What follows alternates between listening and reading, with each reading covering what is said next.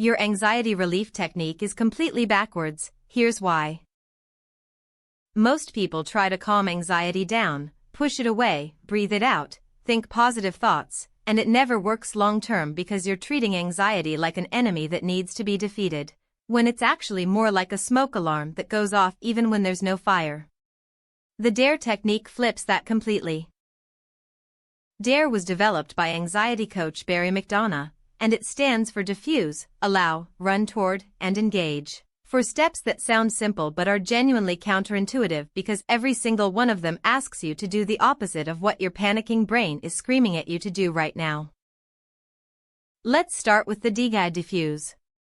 This is where you take your anxious thought and you respond to it with something cheeky, almost dismissive, like "oh yeah, so what?" or "big deal, whatever."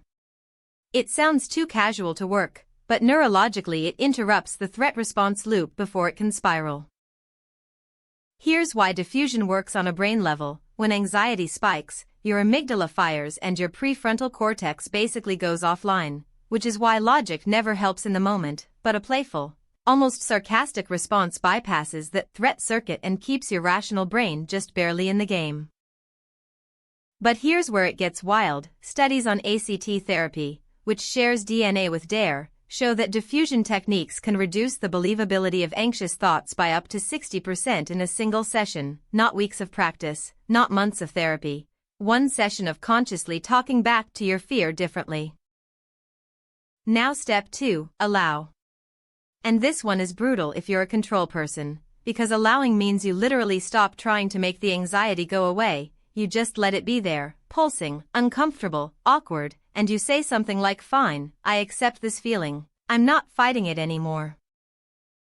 Think about it like a Chinese finger trap. The harder you pull, the tighter it grips, and anxiety works exactly like that, because resistance creates tension, tension creates more adrenaline means bigger waves of panic, and the whole thing feeds itself on your refusal to let it exist.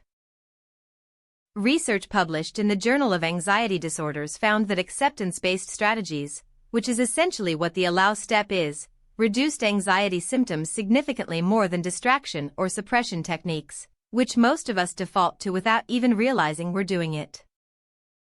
Now here's a real example. Imagine you're in a meeting and your heart starts racing, your palms are sweating, and your brain says you're going to make a fool of yourself, and instead of excusing yourself or gripping your chair, you just internally whisper, "Fine, anxiety, sit down next to me, I'm not leaving," and something genuinely shifts. Step 3 is run toward, and this is the one that makes most people go, "Absolutely not."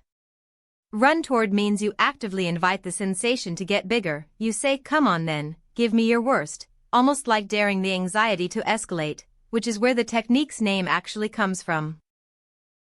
Here's the science behind that madness. Anxiety feeds on avoidance the way fire feeds on oxygen. And when you run toward the thing you're scared of, including the physical sensation of fear itself, you're essentially collapsing the threat signal because your brain is getting proof that the danger isn't real. This is called interoceptive exposure in clinical terms, and it's one of the most evidence-backed tools in treating panic disorder specifically, because panic attacks are largely a fear of the physical sensations of fear. And when you stop being afraid of the racing heart stops mattering.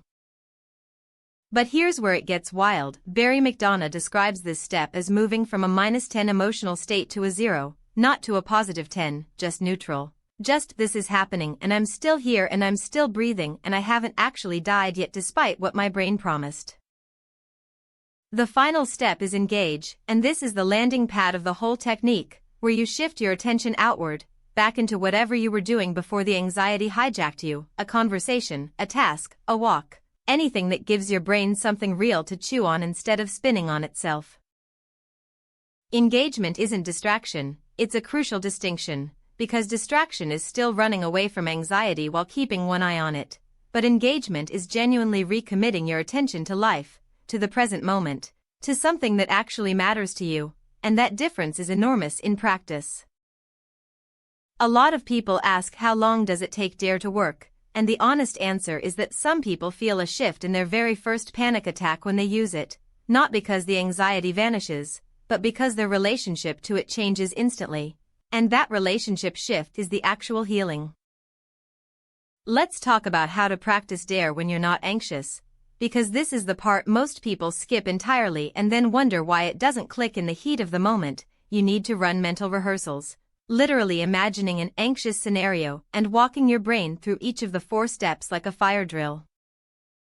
Here's a practical exercise. Set a timer for 5 minutes tonight. Close your eyes, think about your most common anxiety trigger, whether that's social situations, health fears, work stress, or something else entirely, and just practice saying the 4 steps out loud in response to the imagined fear until it feels less foreign. But here's where it gets wild. The more you rehearse DARE when calm, the more your nervous system actually encodes it as an automatic response, which means in a real moment of panic your brain has a practiced pathway to reach for, instead of defaulting to the old spiral it's been running for years. One thing Barry McDonagh is very clear about is that DARE is not a suppression tool. You're not using it to stuff the anxiety down or pretend it doesn't exist, because that's the old way, the wrong way, the way that leads to anxiety about anxiety, which is genuinely how most anxiety disorders get maintained over time. If you've dealt with health anxiety specifically, DARE is particularly powerful because health anxiety is almost entirely fueled by the checking, the Googling, the avoiding of physical sensations, and running toward the sensation you're terrified of. The chest tightness, the dizziness, strips it of the catastrophic meaning you've been assigning it. Social anxiety responds really well to the engage step specifically, because the core problem with social anxiety is self-focused attention. You're basically watching yourself perform while also performing, and deliberately engaging outward. Actually listening, actually looking, actually curious breaks that feedback loop almost immediately. Let's address the elephant in the room. Some people try DARE once, it doesn't completely stop their anxiety, and they conclude it doesn't work, but that's like doing 1 push-up and being annoyed you're not strong yet. This is a skill, it's practice, and the goal isn't zero anxiety, it's changing how much power anxiety has over your decisions. There's also a version of DARE for nighttime anxiety, which is its own beast. When you wake up at 3 a.m. with that dread feeling and your brain immediately starts generating problems to justify why you feel bad, you apply Defuse and allow first. Then instead of engaging with tasks, you engage with your senses, the feeling of the sheets, the sounds of the room, the weight of your body. Here's a number worth knowing. Roughly 31% of adults will experience an anxiety disorder at some point in their lives, meaning most of the people watching this video right now either deal with anxiety personally or love someone who does. And the most common treatment most of them are using is avoidance, which statistically makes anxiety worse over time, not better. The DARE technique also pairs incredibly well with breathwork, specifically extended exhale breathing where your exhale is longer than your inhale, because that directly activates the parasympathetic nervous system. So while DARE is rewiring your cognitive relationship to fear, the breath is simultaneously down-regulating the physical response happening in your body.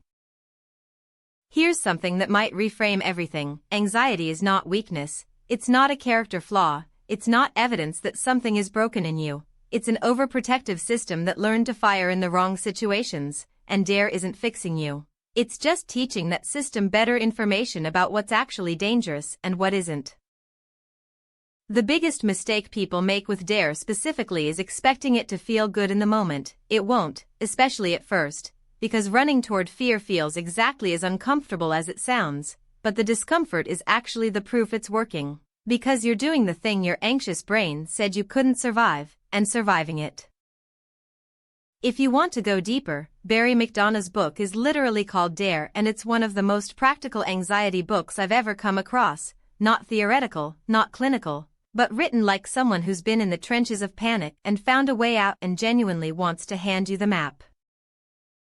Remember these 3 things. DARE stands for Defuse, allow, run toward, engage. The goal is never zero anxiety, it's changing your relationship to it, and avoidance is the engine that keeps anxiety alive, so the counterintuitive move, every time, is toward the fear, not away.